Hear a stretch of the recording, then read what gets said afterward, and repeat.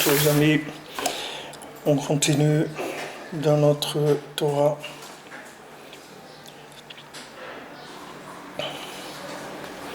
Alors hier on était on avait vu le principe de l'Ashgacha, de la providence d'Hachem, et que c'est ça qui permettait de maintenir la chose dans la Kedusha, c'est-à-dire de maintenir la nourriture, qu'elle soit toujours dans la Kedusha.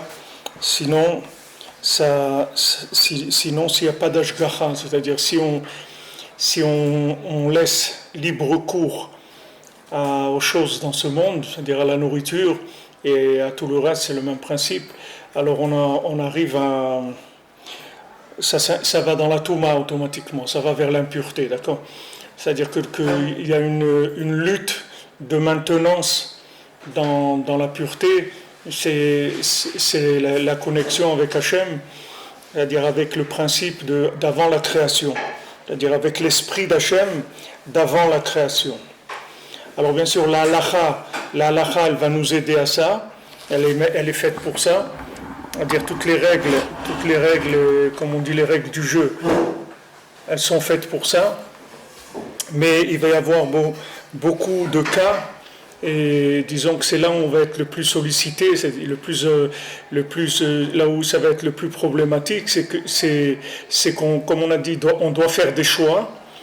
En permanence, on est amené à des choix, et ces choix, halachiquement, ils sont pas traités, c'est-à-dire on n'a pas la Torah orale de ça. La Torah orale elle peut pas te suivre, elle peut pas t'écrire toute ta vie à l'avance et te dire voilà tel jour à 9h quand tu vas monter dans l'autobus et tu vas entendre quelqu'un qui n'a pas de quoi payer, eh bien, il faut que tu payes à sa place, ou il ne faut pas que tu payes à sa place, ou il faut que tu lui prêtes l'argent, ou il faut que tu parles avec lui, tu vois peut-être qu'il a un problème. Tout ça on ne peut pas te le dire, c'est pas écrit dans la halakha. Parce que ce jour-là, il est nouveau, il n'a pas été créé, c'est un jour nouveau, il vient d'être créé aujourd'hui. Donc il va y avoir des milliers et des milliers de choses qui vont se passer, qui n'ont rien à voir avec la halakha. La halakha, ce sont les grandes lignes de comportement. Mais après, dans les détails, il y a besoin d'une connexion pour être en permanence avec le da'at de la Torah.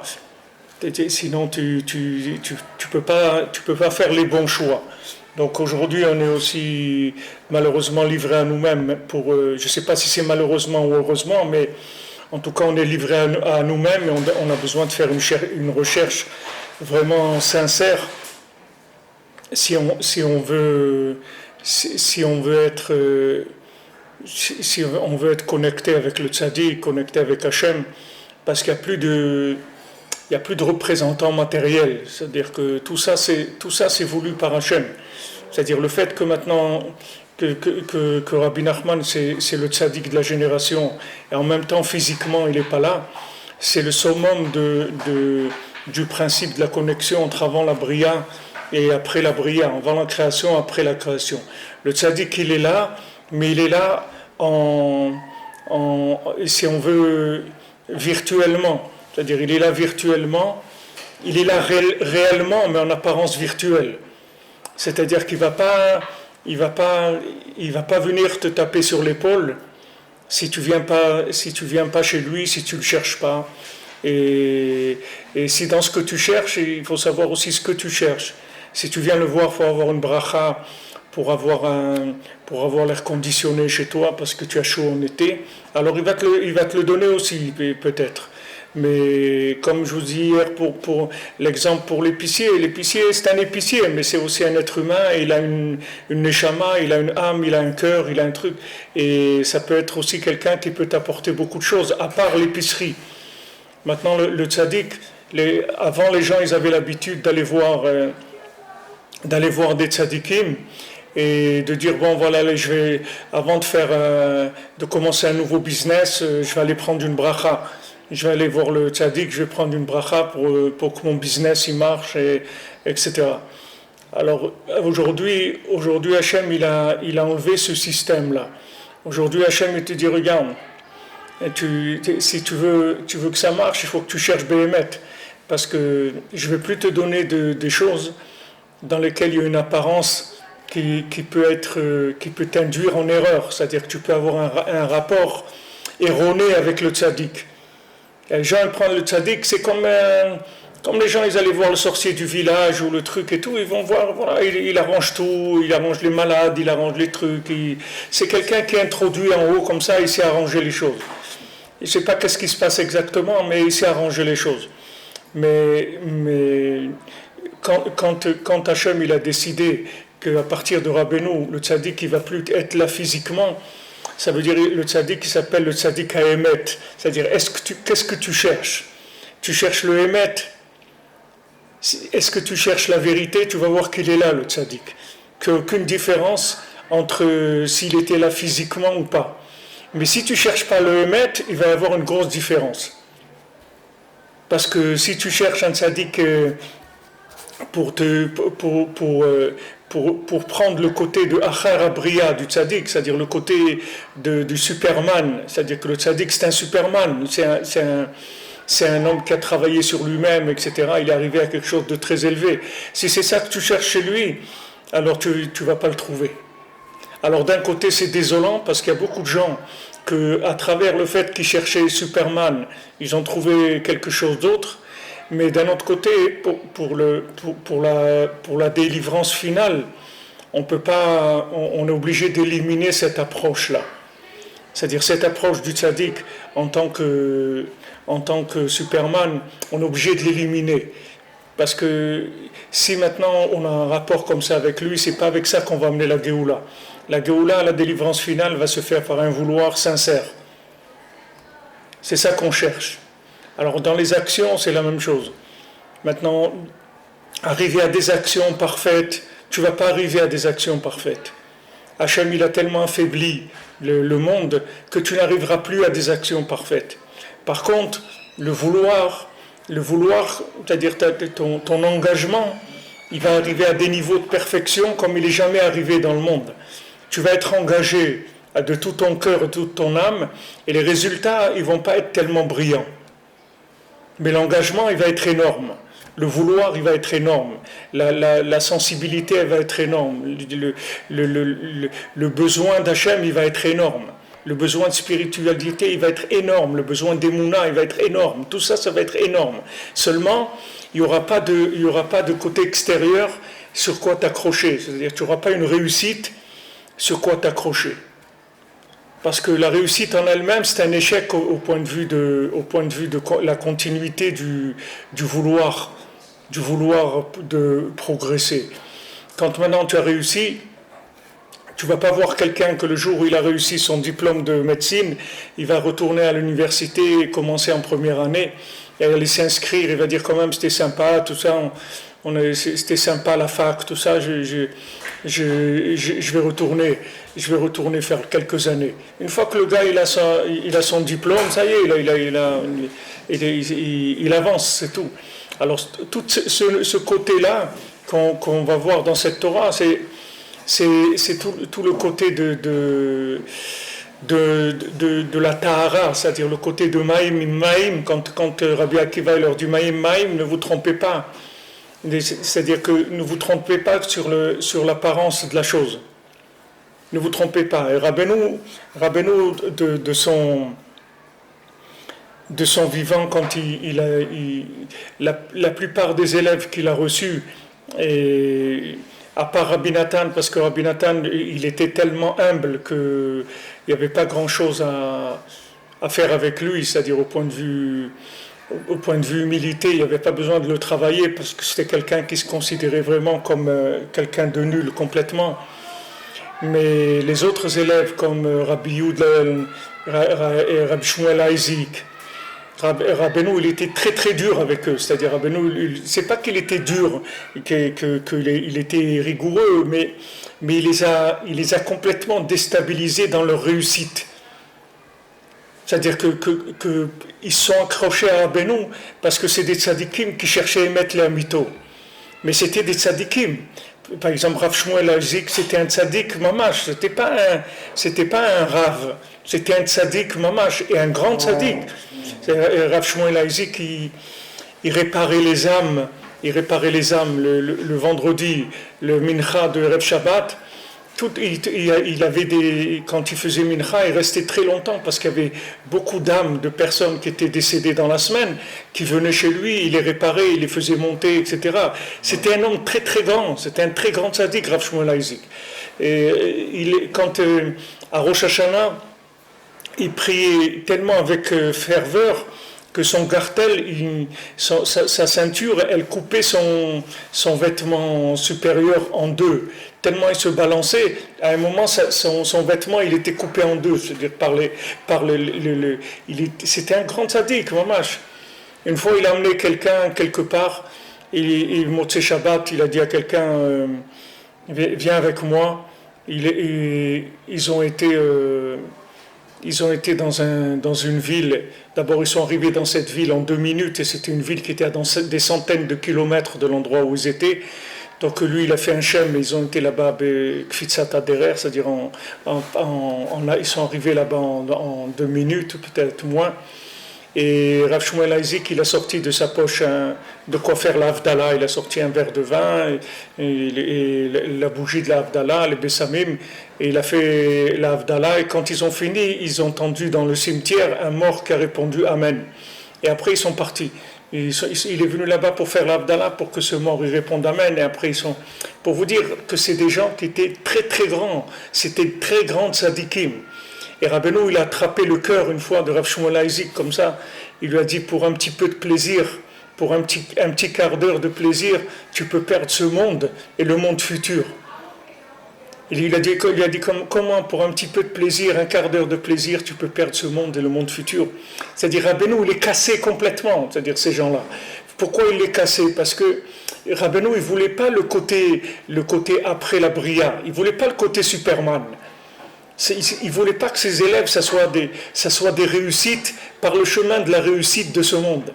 Il voulait que leur réussite, ça soit une réussite de degré de connexion. C'est ça qu'il voulait. Et la réussite du degré de connexion, ça ne peut s'atteindre que par l'humilité, c'est tout. C'est que l'humilité qui peut te faire vivre par connexion. Tant que tu n'arrives pas à l'humilité, tu ne peux pas arriver à vivre par connexion. Tu vas vivre par résultat. Tu ne vas pas vivre par connexion. Si tu veux vivre par connexion, il faut une soumission.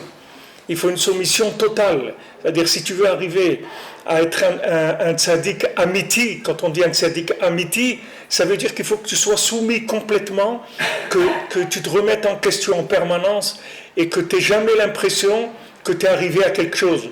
Tu es arrivé à rien. La seule chose à quoi tu es arrivé, c'est être connecté, c'est tout.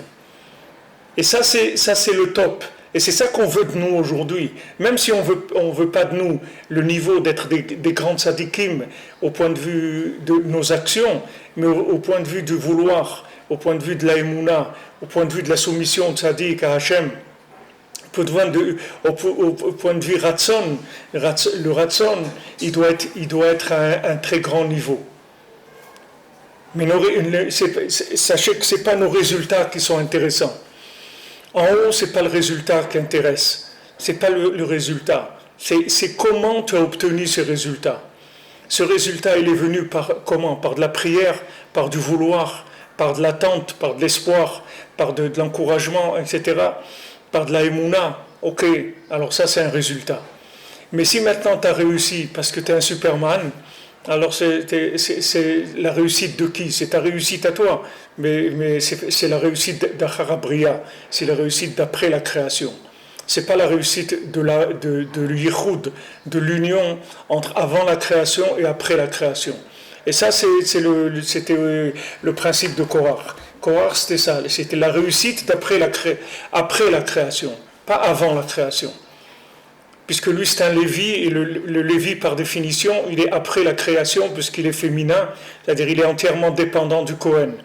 Et lui, il voulait que ça soit ça le système de vie dans ce monde. Alors c'est pour ça que c'est écrit qu'il voulait ramener tout le monde au néant.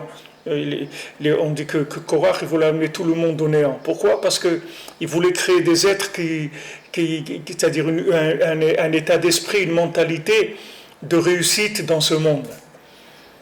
Et Rabbeinu, ce qu'il veut nous apprendre, c'est que tu peux réussir à être grand, tu peux devenir très grand.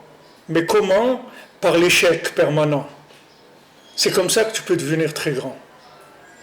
Tu peux devenir très grand par l'échec permanent. C'est-à-dire que tu as une conscience que tu es tout le temps en raffinement de ce que tu es en train de faire.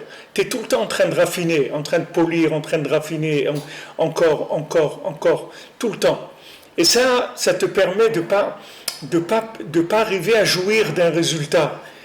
Parce que si jamais tu arrives à jouir d'un résultat, ça veut dire que tu as bloqué la chose à Charabria. C'est-à-dire que tu as rendu la chose, ok, c'est une réussite, c'est bien, tu as réussi. C'est très bien, c'est formidable, Mazal Tov, tu as réussi. Tu as réussi quoi? Tu as réussi quoi? Tandis qu'aujourd'hui, notre réussite à nous, c'est un youch. C'est ça la réussite. Il y avait un Breslever, il était une famille de Breslever, un de leurs fils à l'époque du communisme. C'était un gars grand, beau, costaud, comme ça, bien. Alors l'armée, il le cherchait pour le prendre. Et les Breslevers, ils ne les prenaient pas. C'est-à-dire il y avait dans chaque ville, il y avait des gens qui s'occupaient de, je ne sais pas comment on appelle ça, du ramassage ou des trucs comment... Voilà, recrutement, d'enrôler les gens pour l'armée.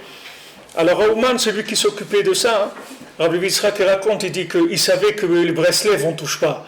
C'est-à-dire que jamais il est venu prendre un Breslever. Mais celui-là, quand il l'a vu, il a mis l'œil sur lui, et ce jeune-là, sa vie, elle est devenue un enfer. C'est-à-dire qu'il était obligé de se cacher en permanence et tout. Et ce gars qui venait pour prendre les gens à l'armée, il disait pourquoi il y en a un qui se cache chez vous là et tout, pourquoi il veut pas venir, pourquoi il se cache, et lui il se cachait en permanence, il allait dans d'autres villes, et là-bas aussi il le cherchait. Maman chez Rav Levi Yitzhak, il dit j'ai été le voir dans une ville, il dit le pauvre comment il vivait dans une tanière, maman, c'est-à-dire dans la cave d'une maison, mais dans un trou qu'il avait fait dans la terre. Il dit maman, c'est une vie terrible. Et chaque fois qu'il voyait Rav Levi Yitzhak, il disait alors qu'est-ce qu'on fait? Toujours il disait ça. Et une fois il a dit à Rav Levi Yitzhak, tu crois que je vais devenir un jour encore un bonhomme normal, que je vais arriver à quelque chose, etc. Bon, après il s'est passé cette xéra, ou je ne sais pas comment il s'est arrangé. Bon, ça il est sorti de là, et bon, Hachem, il a fondé un foyer, il a eu des enfants, maman, des tzadikim, il a eu des enfants de très très grand niveau, les enfants qu'il a eu, maman, des tzadikim. Alors Rav Levi Yitzhak dit le koach, la force de la parole de Rabbeinu, que en shum yush baolam klal, que le désespoir ça existe pas. Ça c'est une parole qui a une force pour chacun dans chaque situation dans laquelle il est. Nous on est éduqués par le résultat. On nous dit si ça ne marche pas, alors tu as échoué. Mais Rabbeinu nous apprend que si tu ne veux pas, tu as échoué. Si tu es arrivé à une situation où ta réussite, elle t'empêche de vouloir, alors tu as échoué. C'est ça l'échec. Si tu as tellement réussi que tu n'as plus envie parce que tu as réussi, alors tu as échoué, Bémet. Mais si tu as tellement échoué que tu as une envie folle de réussir, alors tu as réussi. Ça marche à l'envers, ça ne marche pas comme la clipa de Esav. Esav, lui, regarde la réussite, c'est tout. Nous, on ne regarde pas la réussite, nous, on regarde combien il y a de vouloir. Alors les gens, dans le monde litaï, on parle du Hamal, ils parlent de Hamal, c'est-à-dire combien il y a d'efforts, combien il y a de fatigue pour arriver à... C'est-à-dire ce qui compte, c'est Hamala chez le Torah, c'est-à-dire combien tu t'es fatigué pour étudier la Torah. Combien d'heures tu as passé pour étudier la Torah. Mais Rabbeinu, il va beaucoup plus loin que ça. Rabbeinu, avant que tu arrives à ça, Rabbeinu il te dit combien tu t'es pas découragé qu'un jour tu vas arriver.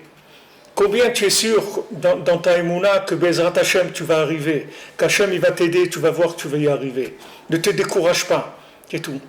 Parce qu'aujourd'hui, quelqu'un qui est connecté au monde supérieur, l'apparence, c'est-à-dire si tu veux noter quelqu'un, tu veux lui donner une note, tu veux lui donner un prix d'excellence, c'est quelqu'un qui ne se décourage pas, c'est tout. C'est ça le prix d'excellence. C'est pas celui qui a réussi.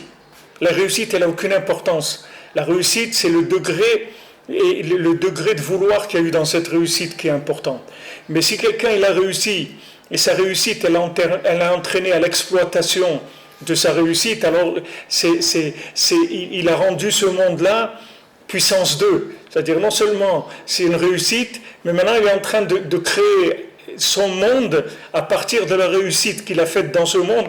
Ce n'était pas prévu pour ça. C'est pas pour ça qu'Hachem il l'a fait. Alors maintenant, avant, les gens ils avaient ce côté ambivalent. Ils arrivaient en même temps à réussir et en même temps à se renouveler. Ils avaient les deux côtés. Mais nous, aujourd'hui, c'est tellement lourd, c'est tellement gaze, c'est-à-dire tellement épais, comme ça, paysan lourd, comme ça, la gassoute, quelqu'un qui a de la gassoute, c'est de la lourdeur, comme ça. C'est tellement matériel, tout est tellement lourd que c'est impossible qu'un bonhomme y réussisse et que ça ne soit pas sa réussite. C'est pour ça qu'Hachem il a décidé, ok, tous les tzadikim, c'est-à-dire tous les tzadikim qui sont des gens réussis, des supermans, je les enlève, c'est tout. Je les enlève du monde, c'est tout. Parce que tu ne vas pas avoir un superman qui ne va pas se considérer comme une réussite. Alors, avant, il y avait des superman qui savaient qu'ils n'étaient rien du tout. Maman, je te les voyais, tu voyais les gens, comment avec Yitzhak, ils l'ont enregistré quand il faisait de beaux des doutes pendant les dernières années, les derniers mois de sa vie, parce qu'il ne voyait pas. Donc il était au cotel dans un coin et ils lui ont mis là-bas un petit appareil pour enregistrer son Hitbo des doutes. Après ils écoutaient. Mais tu voyais un homme qui, quand il parlait avec Hachem, il dit, les gens ils me disent que je suis un grand sadique et tout, mais moi je sais qui je suis. Aide-moi à ce que je ne me roule pas, que je ne crois pas que j'ai réussi quelque chose, que je suis arrivé à quelque chose. Moi je sais que je suis rien du tout. Moi je sais voilà, c'était son Hitbo des doutes. C'était ça son Hitbo des doutes. Et Rabbi Yitzhak qui disait, si maintenant tu es un homme qui a une place de public et qui s'occupe des gens et tout, si tu ne fais pas Hitbo des doutes tous les jours, tu vas devenir un morceau de viande aussi qui a été caché de l'œil d'Hachem.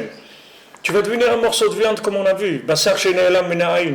C'est-à-dire que tu vas devenir un morceau de viande qui n'a plus les yeux d'Hachem dessus, ce morceau de viande, même s'il a tous les signes de la cacheroute, il est magnifique, il est frais, il est beau, il a une super shrita, il a du Ruach HaKodesh, il a tout ce que tu veux, il n'est pas cachère la viande. La viande, il faut qu'il y ait l'œil dessus tout le temps. Sinon, si ça se cache de l'œil, c'est terminé. La chose, elle ne vaut plus rien.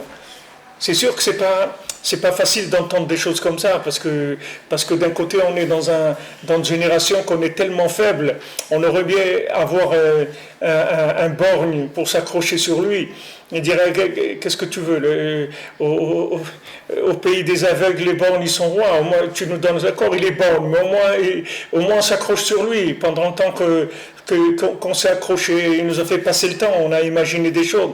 Non, tu vois, Hachem, il dit non, je veux pas que tu t'accroches sur un borgne. Tu n'es pas aveugle. Moi, je vais être tes yeux. Moi, je vais être tes yeux.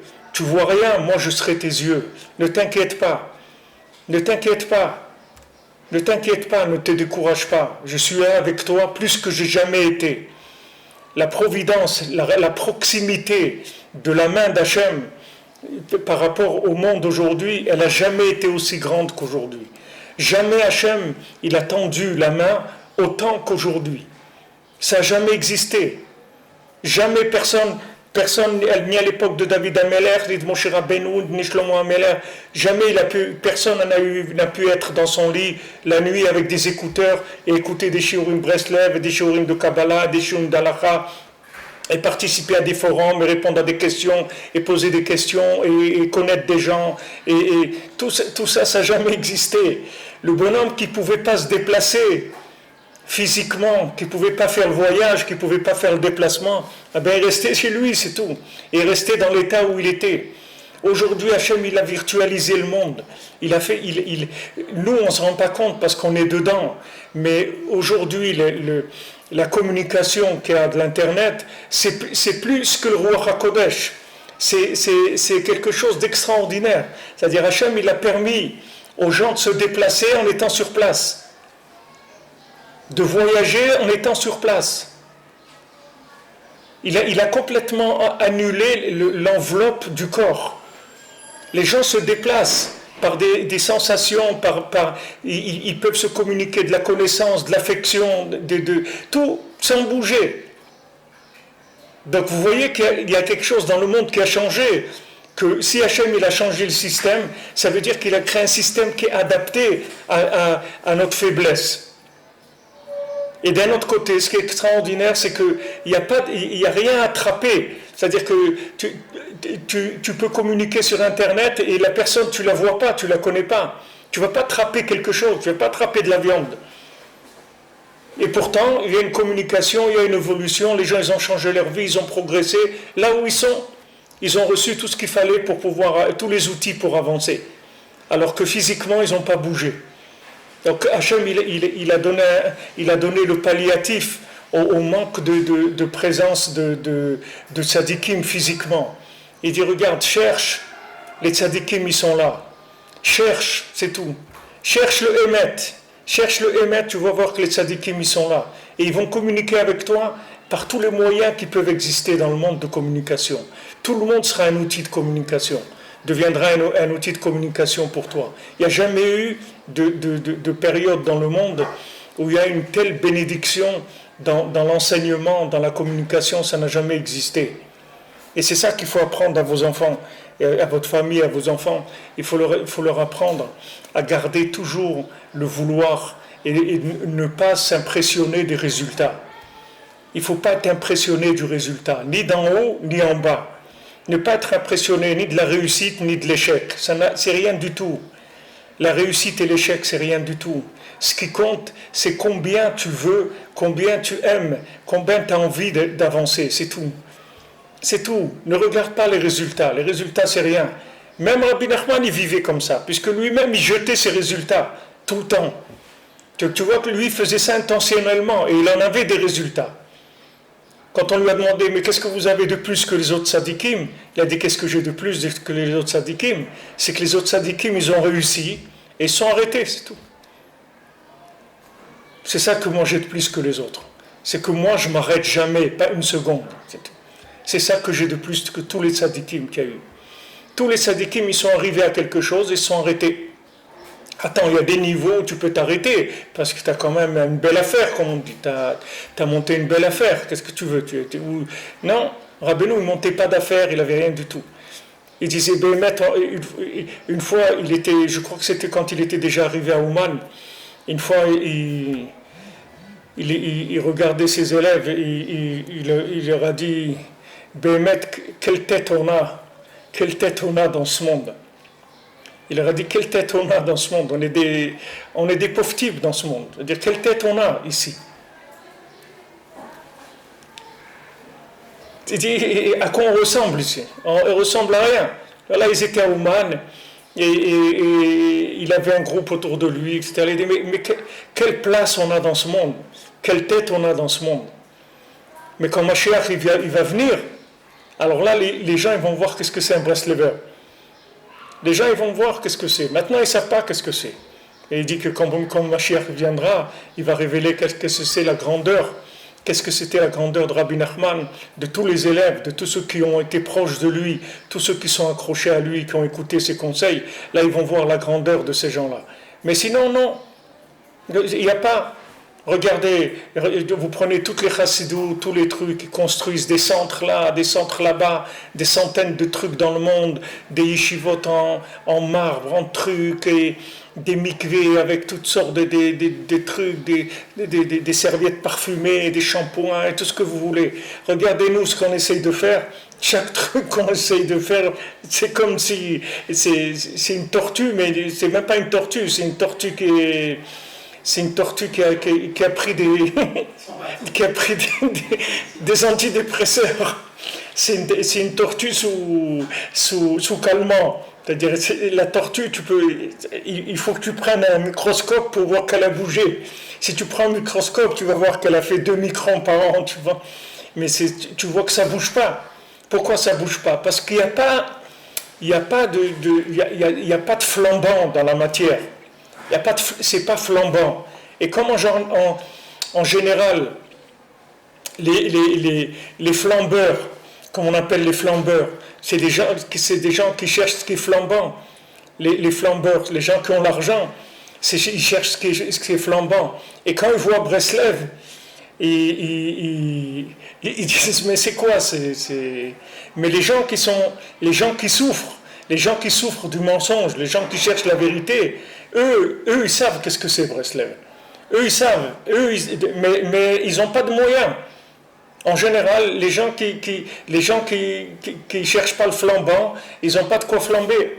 Donc c'est pas des flambeurs. Donc c'est pour ça que ça avance pas. Mais BMS, si Rabbi Nachman avait les moyens, si on nous donnait les moyens aujourd'hui de diffuser, de faire de la diffusion dans les télévisions, dans les trucs et tout, mais il y aurait des millions de gens qui s'accrocheraient à Rabbi Nachman, des millions de gens.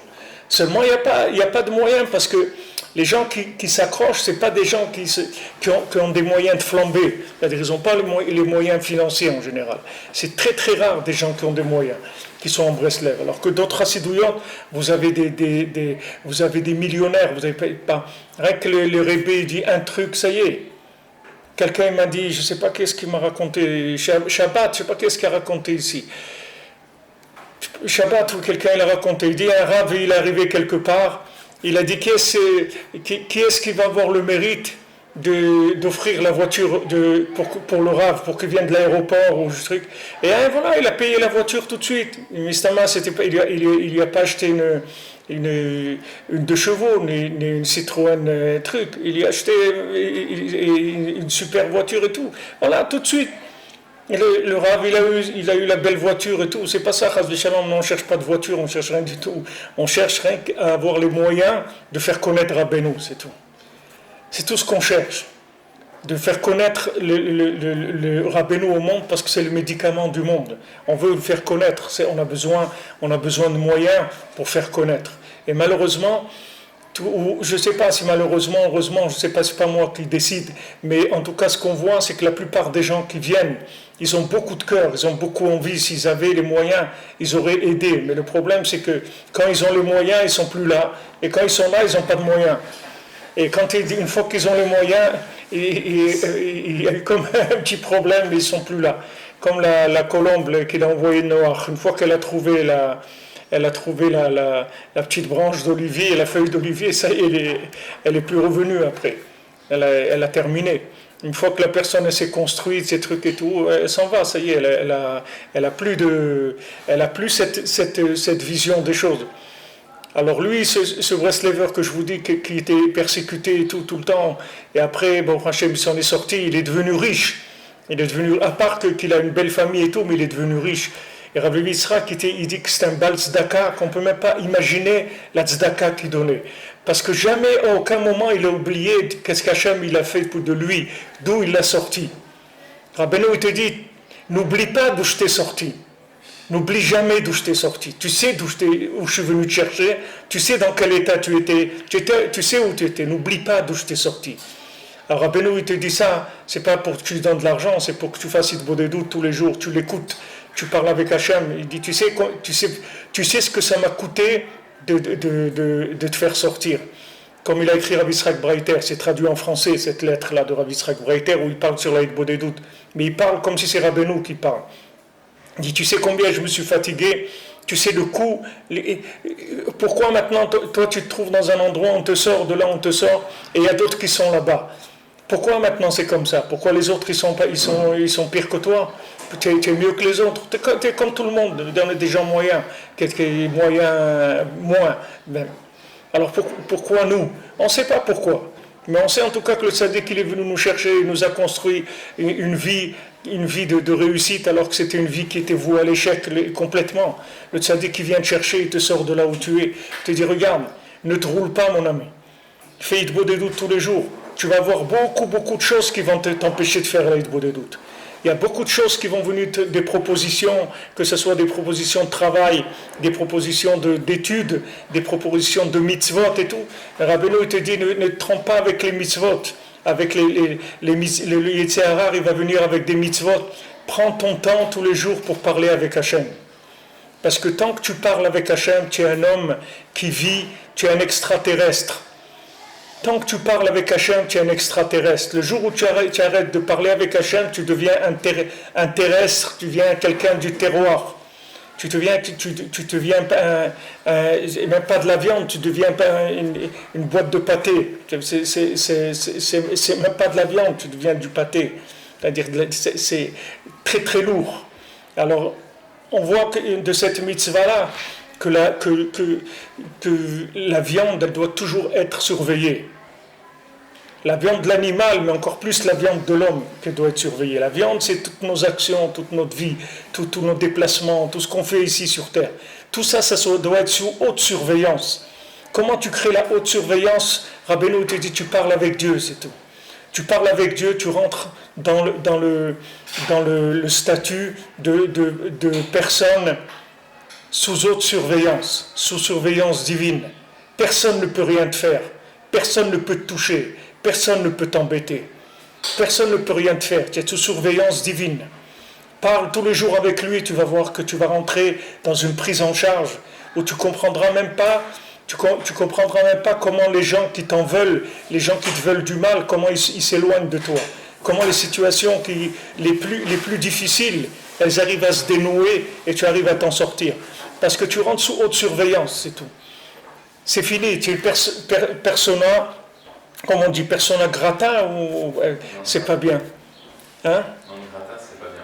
Ah, grata, c'est pas bien. Non grata, c'est pas bien. Ah, non grata. Mais persona grata, ça veut dire... Pas gratifié. Voilà, ça veut dire c'est quelqu'un, il a assermenté, il a un passeport diplomatique, il a des trucs, il a toutes sortes d'avantages en haut, parce que c'est quelqu'un qui cherche à communiquer avec l'au-delà. Quelqu'un qui cherche dans ce monde-là, dans notre génération aujourd'hui, en juin 2017, quelqu'un qui cherche à communiquer avec Dieu, il a le droit à toute la protection d'Hachem. C'est un droit. C'est pas un cadeau, c'est un droit. Qui est-ce qui parle avec Hachem aujourd'hui? Qui est-ce qui vient, qui passe du temps à dialoguer avec Hachem, à lui dire, regarde mon Dieu, voilà ça, j'ai fait ça, je sais que c'est pas terrible, c'est pas très bien et tout, j'ai un peu de la haine en moi quand ça, ma femme elle m'a énervé, j'en ai voulu et tout, mon fils il m'a parlé, je me suis énervé avec lui, j'ai pas été sympa. Qui est-ce qui fait ça aujourd'hui? Qui est-ce qui fait ça? Les gens, ils prennent ce qu'ils veulent, ils font ce qu'ils veulent. You feel it, do it, c'est tout. Tu as envie de le faire, fais-le. Vas-y, éclate-toi, fais ce que tu as envie, c'est tout. Combien d'histoires tu vois des gens, ils ont été au cinéma, ils ont laissé les bébés dans la voiture, après ils les trouvent morts. Ouais, il va au cinéma avec sa femme, qu'est-ce qu'il s'en fout? Il a 2 bébés dans la voiture, ils ont qu'à crever, qu'est-ce qu'il a pas... Et tu veux que celui-là, il parle avec Hachem? Il va parler avec Hachem. Qu'est-ce qu'il va parler avec Hachem? Hachem Ishmor, qu'est-ce qu'il y a dans le monde? Où le monde il descend. Qui est-ce qui parle avec Hachem? Les quelques personnes qui parlent avec Hachem dans le monde, ce sont des personnes qui sont protégées, qui ont une protection, qui ont un assistanat total de l'Ashgacha pratique, des yeux d'Hachem. C'est ça le principal.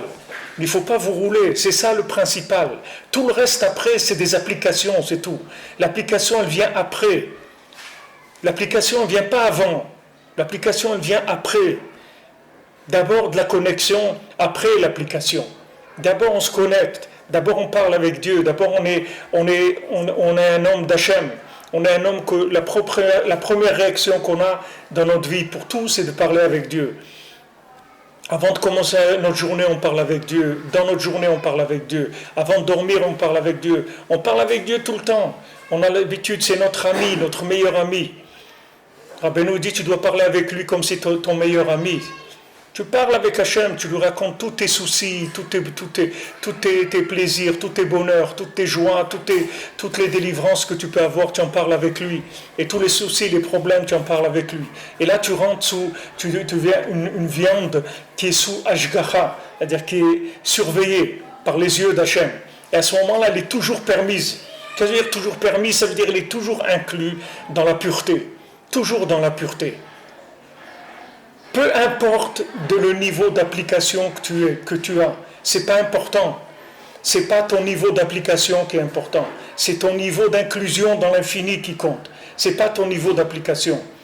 Tu n'arrives pas à faire, pourquoi tu n'arrives pas à faire? Tu sais pourquoi tu n'arrives pas à faire? Il y a des centaines de raisons pour lesquelles tu n'arrives pas à faire. Regarde comment tu es né, comment ils t'ont conçu tes parents, regarde où tu as grandi, regarde qu'est-ce que tu as fait dans ta vie. Qu'est-ce que toute ta jeunesse, à quoi tu l'as passé? Regarde qu'est-ce que tu as fait dans ta vie. Comment tu veux arriver en forme avec toute l'énergie qu'il faut pour faire les mitzvot et tout. Alors tu fais ce que tu peux, tu te traînes, tu fais ce que tu peux.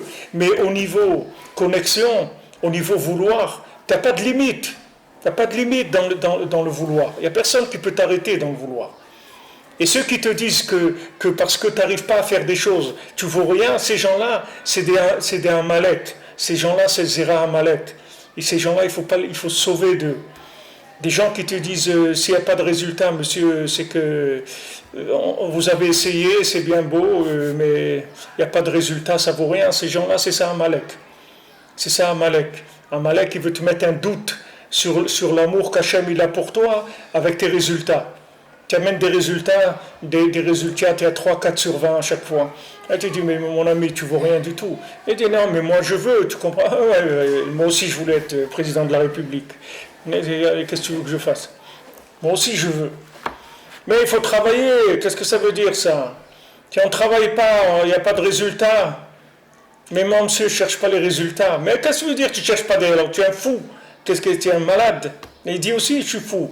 Mais vous aussi, monsieur, vous êtes fou. La seule différence, c'est que vous ne le savez pas, c'est tout. Mais moi, je suis fou. Je le sais. Mais vous ne savez pas que vous êtes fou. Vous êtes un fou l'histoire de la brosse à dents que je vous ai racontée. C'est-à-dire, le gars, il tire la brosse à dents, et quand on lui dit, il dit, allez, viens, Médor, il tire sa brosse à dents. Quand le docteur, il lui dit, qu'est-ce que vous faites, monsieur? Il dit, ben, qu'est-ce que j'ai fait? Voilà, je tire une brosse à dents. Ah bon, très bien, bonne journée. Après, il dit à la brosse à dents, on l'a bien eu, hein, Médor. Il dit, c'est ça les gens qui sont normaux aujourd'hui. Les gens qui sont normaux, c'est des gens comme ça. C'est juste qu'ils ne savent pas qu'ils sont fous. C'est-à-dire, comme ils ne peuvent pas supporter qu'ils sont fous, ils ont normalisé la folie. C'est tout. Ils en ont fait une norme. Regardez, et quelqu'un m'a envoyé un message, il me dit, Rabbi Frère, c'est pour vous montrer ce que vous nous avez dit il y a un an, un truc. Ils ont ouvert une maison close au Danemark d'animaux pour les hommes. C'est-à-dire que les prostituées, c'est des animaux. Et il y a bien sûr, il faut qu'ils soient tout le temps soignés, trucs et tout. C'est des animaux, ils prostituent des animaux. Au Danemark, voilà les pays qui sont avancés. Regardez où il est le monde. Regardez le monde où est-ce qu'il est. Après, quelqu'un il va juger, il va dire ouais, tu as fait Netilat Yadayim un petit peu vite, hein, tu étais un petit peu rapide, ou tu as la coupe de cheveux elle est un petit peu comme ça. Il dit mon vieux, va faire un tour au Danemark, après tu viens me voir. Qu'est-ce que tu veux? Qu'est-ce que tu veux de moi? Bon, Hachem, tous les jours j'essaye, tous les jours je me lève et je renforce, j'essaye de faire mes brachot, de faire un peu de Teilim, de faire un peu de Bodedou, Qu'est-ce que tu veux de moi? Tu veux quoi de moi? Je veux, bon Hachem, je me lapide pas, je me suicide pas, je prends pas des cachets pour mourir. Qu'est-ce que tu veux de moi? Bon, Hachem, chaque jour je suis là, j'espère que ça va marcher, je fais tout ce que je peux, tout ce qui est en mon pouvoir pour que ça marche. Mais je suis connecté, je parle avec Hachem. Il n'y a pas plus grand que ça. Il n'y a pas plus grand que ça. Il n'y a pas plus élevé que le dialogue avec Hachem. Il n'y a rien de plus élevé que ça. Donc il faut vraiment prendre ça à cœur et le mettre en priorité dans le planning. C'est la priorité de la journée. enlever tout, mais ça, il ne faut pas toucher ça. Ça, il ne faut pas toucher. Parce que tant qu'il y a de la connexion, il y a de l'espoir. Si le jour où quelqu'un, il arrête la connexion, il n'y a plus d'espoir. Même s'il a réussi, sa réussite, c'est un échec. Quand Rav Levi Yitzhak, il allait au Kotel, Rav Levi Yitzhak faisait des doutes tous les jours, il faisait des doutes chez lui à la maison, à Chatzot, et après il faisait encore des doutes le matin au Kotel, après la Tfila. Comme ils avaient l'habitude de faire à Ouman, ils se levaient à Chatzot. Il y en a qui allaient dans les forêts, il y en a qui allaient au Beth Midrash, il y en a qui allaient au Tzioun de Rabbeinu, il faut faire des doutes. Mais après la Tfila, ils avaient toujours l'habitude d'aller sur le Tzioun et de parler avec Rabbeinu. En général, ils faisaient vidouille, le vidouille dvarim, c'est-à-dire le ignan de dire toutes les erreurs qu'on a faites et tout ça, ils le faisaient après la Tfila en général. Et une fois, Rav Levi Yitzhak, tout le temps qu'il était à Yerushalayim, il je ne sais pas combien d'années, 40 ans ou 50 ans, il a vécu à Jérusalem. Tous les jours, il allait au Kotel. Tous les jours. Le Shabbat matin, il allait avec Rav Shmuel Shapira à pied, il passait par Shar Shrem, là où la pauvre elle a été assassinée, le Nishmata, cette jeune qui a été soldate qui a été assassinée il y a 2 semaines. Shar Shrem. Ils allaient par là-bas parce que ici il y avait le minyan du net, c'est le deuxième minyan. Mais le premier minyan, il s'arrêterait à la lecture de la Torah. Jusqu'à ce que le deuxième minyan il arrive à la lecture de la Torah, ils faisaient la lecture de la Torah ensemble, et Moussaf et Sipur Maasiot, comme ça ils étaient ensemble. Après ils ont arrêté ça, et les gens ils n'arrivaient pas, ils n'avaient pas la force d'attendre. Mais lui, Rav Levi Yitzhak, Rav Shmuel Shapira, dès qu'il finissait la tfila du Netz, la chazara du Shaliar Tzibour, tac, ils partaient à pied, ils allaient à Sha'ar Shrem. Ils passaient un moment au Kotel, par Sha'ar Shrem, c'est très rapide. Et il revenait, c'était tout calculé, l'heure et tout, il revenait. Mais tous les jours, il allait au Kotel. Maintenant, une fois, quelqu'un lui a dit, mais qu'est-ce que tu vas tous les jours? Tous les jours. Il dit, qu'est-ce que tu vas faire là-bas? Et il a dit, moi, je vais voir celui qui a dit, En shum yush ba'olam klal. Je vais voir celui qui a dit que le désespoir, il n'existe pas. C'est pour ça que je vais tous les jours au Kotel. Les gens, ils croient que quelqu'un il va au Kotel, il va y croire pour devenir un Superman. Mais non, c'est pour pas te décourager. C'est pas pour avancer. C'est que c'est pour pas te décourager. Parce que tant que tu te décourages pas, tu avances. Tant que tu ne te décourages pas, tu avances. Le jour où même si tu avances avec tes propres énergies, que tu crois que tu as avancé, à ce moment-là, vraiment, tu es sur la voie du découragement. Tu es sur la voie du découragement, même si tu as réussi.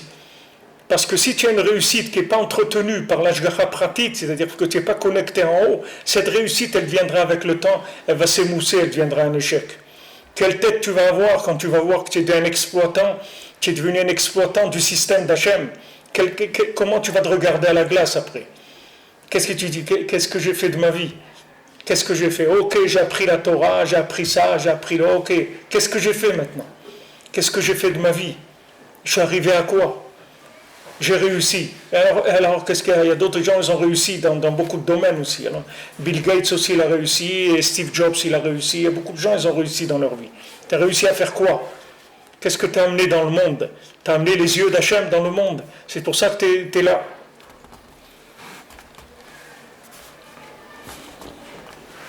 Alors il dit, dès que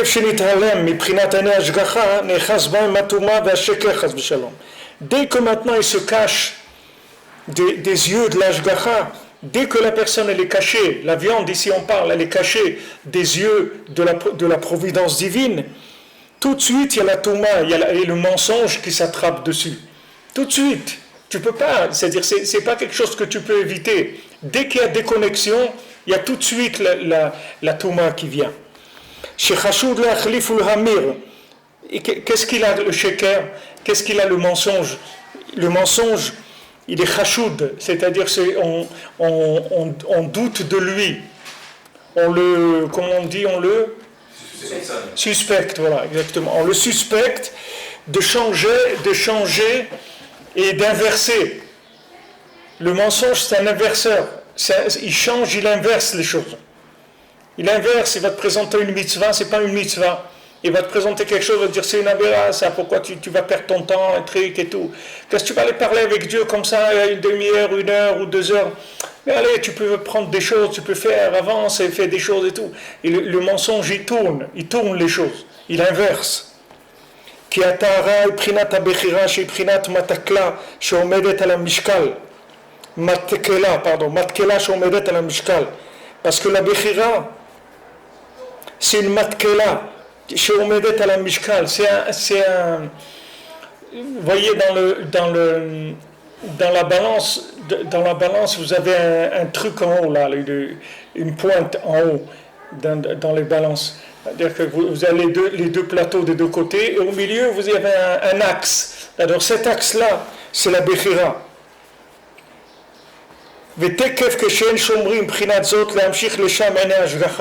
Et il dit dès qu'on arrête d'amener les yeux de la providence divine sur la chose, tout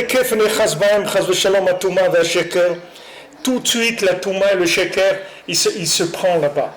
C'est-à-dire il faut que tu surveilles tout le temps que l'axe central il soit tout le temps au milieu. C'est-à-dire qu'il faut que tu sois tout le temps en connexion. Comme Rabbeinu dit, il faut se palper, il faut se palper pour voir où est-ce qu'on est dans la Emouna. Il faut se palper où je me trouve dans la confiance dans Hachem. Je me palpe, c'est-à-dire je vois, attends, où je suis là. Mais c'est quoi ce plan que j'ai dans ma tête là? Ça vient d'où ça? C'est quoi ces plans que je suis en train d'imaginer là? Où est la Emouna? Où j'ai mis Hachem dans mon plan? Alors ça y est, je commence à délirer, à faire des trucs, à croire que je vais faire. Calme-toi un petit peu. Calme-toi, commence à remettre une petite dose d'Emouna, un peu de tfila, un peu de trucs. Qu'est-ce que tu fais là? Tu vas où comme ça? Alors ça, il dit tout de suite, dès que tu surveilles pas le balancier, si tu veux, de la balance, le truc qui est en haut là, dès que tu le surveilles pas, ça y est, tout de suite il peut basculer d'un côté ou d'un autre.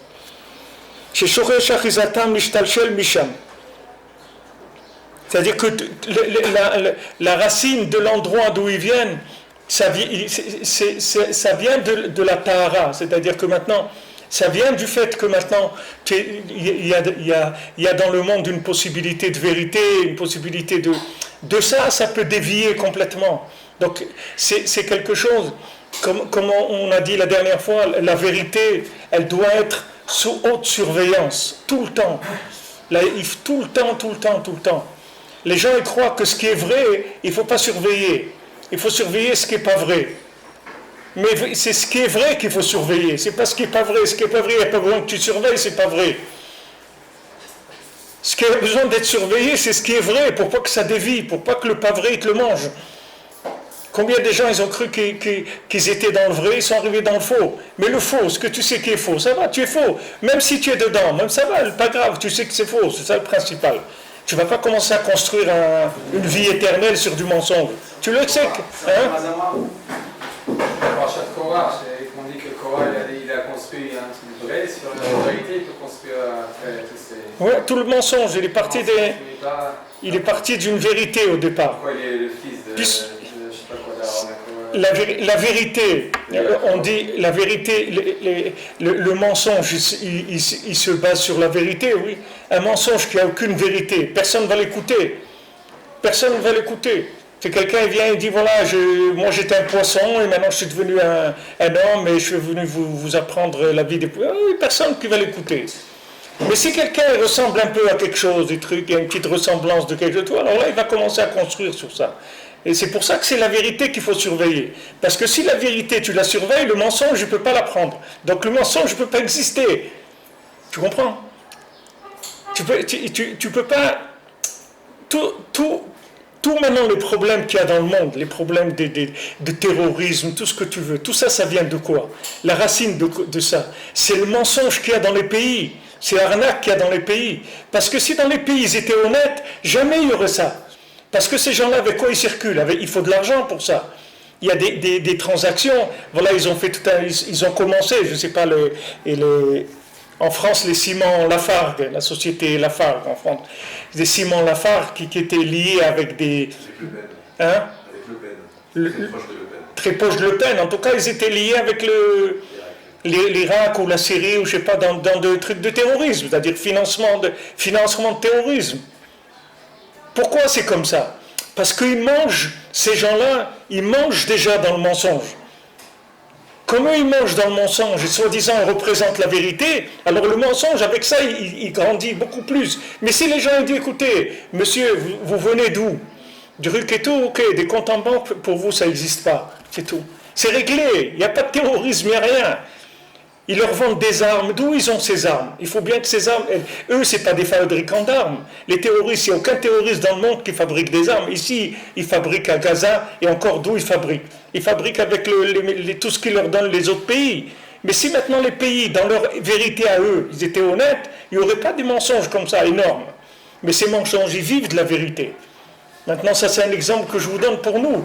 C'est-à-dire que on dit par exemple, c'est écrit que quand les Bnei Israël ils sont tombés avec les Bnot Midian, quand on va arriver à ça, de voir que la semaine prochaine, cette semaine c'est Roukat, la semaine prochaine c'est Pajat Balak, on va voir que Bilam il a essayé de maudire le Ham Israël, de mettre mettre le mauvais œil sur le Ham Israël et de les maudire.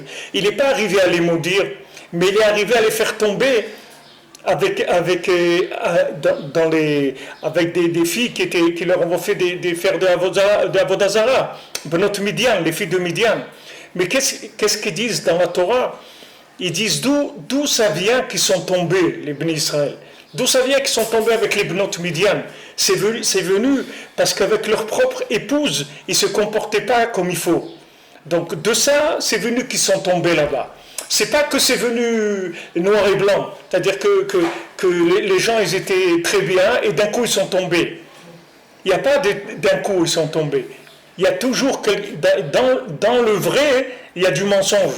Dans ton vrai, tu as du mensonge. C'est comme ça que le mensonge il t'attrape. Mais si dans ton vrai, il n'y avait pas de mensonge, jamais il peut t'attraper. Jamais.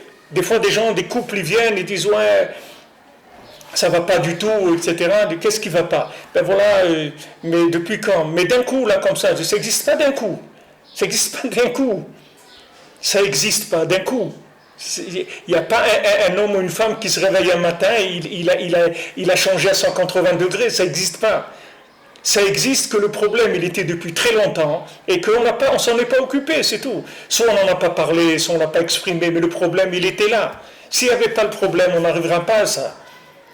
Quand tu viens avec une dent, en train d'hurler, etc., tu ne peux pas dire au dentiste, c'est ce matin quand je suis levé, je ne sais pas, ça a commencé. C'est pas vrai, monsieur. Vous avez une carie depuis des années, vous ne soignez pas, c'est tout. Vous avez laissé pourrir. Voilà où c'est arrivé. C'est pour ça qu'en Israël, il n'y a pas ça. En Israël, c'est très violent, c'est-à-dire il n'y a pas de... Tu attends rien du tout ici. Ici, ils attendent rien, les gens. Ici, c'est direct. Il n'y a pas d'avertissement sur avertissement. L'EDF, il t'envoie 10 rappels et trucs. Et ici, il n'y a pas de rappel. Ici, il y a la facture, après on coupe, c'est tout. Il n'y a pas de rappel. Qu'est-ce que c'est le rappel? Pour que tu aies laissé le temps de trouver une arnaque, comment on fait? Il n'y a pas de trucs. Tu payes ou tu n'as plus de courant, c'est tout. C'est direct comme ça. Alors, le mensonge, pourquoi on dévie? Parce que la vérité qu'on a, elle n'est pas protégée. Elle n'est pas surveillée. C'est là où il faut surveiller. Les gens, ils essayent les gens, ils surveillent la porte du mensonge pour voir si le mensonge ne va pas rentrer par la porte. C'est pas ça qu'il faut surveiller. Il faut surveiller ta vérité, il faut la nettoyer, il faut la purifier, et tout le temps la remettre en question, tout le temps faire du upgrade, tout le temps tu la mets à jour, tu parles avec Hachem, toujours ta vérité, tu la protèges. Tu crées un système de protection pour pas que le mensonge y vienne prendre. Mais si tu laisses ta vérité ouverte, c'est fini. C'est fini. Il y a des gens qui disent, ouais, moi ça ne me dérange pas, je vais là-bas, je fais ça, je fais ci. Fais attention, mon ami. Fais attention. Comme je vous ai dit hier, tu manges avec quelqu'un, tu vas au restaurant, tu vas manger avec quelqu'un qui est athée, avec un repas, il peut te faire tomber.